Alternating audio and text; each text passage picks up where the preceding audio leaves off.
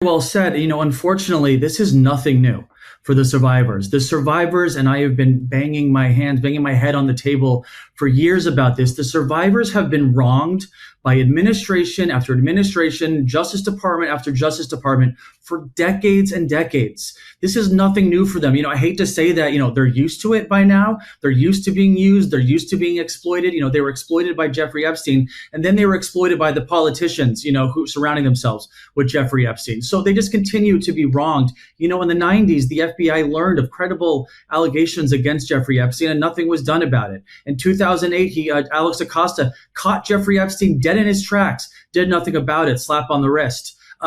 Jeffrey Epstein was arrested and finally in federal custody and was able to kill himself.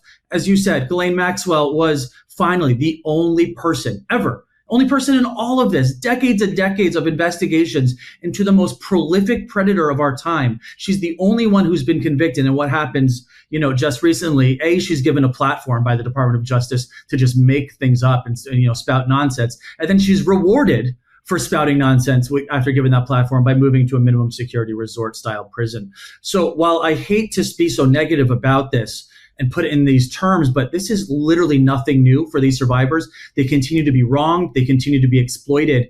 And despite that, what's so inspiring is they continue to stand up. They continue to fight. They continue to be empowered, and they continue to not take no for an answer. And the survivors are the only reason right now that we've gotten anything, that this law was passed, that we've seen any documents, and hopefully we'll continue to see documents. So I just, I want to make the point. It's so remarkable that despite decades of being exploited and being wronged, they continue to be strong and they continue to make progress and cause change.